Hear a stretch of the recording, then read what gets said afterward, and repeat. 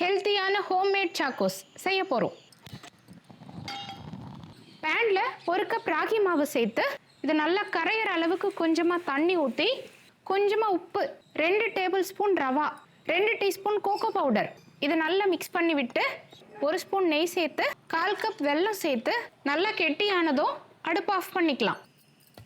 இதிலிருந்து கொஞ்சம் பார்ட் எடுத்து கொஞ்சம் மெல்லிசா கையாலேயே உருட்டிக்கலாம். இதை குட்டி குட்டியாக கட் பண்ணிக்கலாம். அடிகனமான பாத்திரம் வச்சு ஒரு ஸ்டாண்ட் வச்சு கட் பண்ண பீசஸ் எல்லாம் ஒரு பிளேட்டில் வச்சு இது 40 நிமிஷத்துக்கு மீடியம் ஃப்ளேமில் வேகட்டும். இது நல்லா ஆறுனா கிறிஸ்பினஸ் வந்துடும். சூடான பாலில் சாக்கோஸ் சேர்த்து கொஞ்ச நேரம் ஊற விட்டு சாப்பிடலாம்.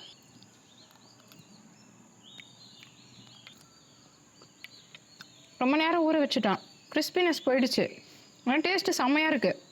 கண்டிப்பாக குழந்தைங்களுக்கு செஞ்சு கொடுங்க, சூப்பராக இருக்குது.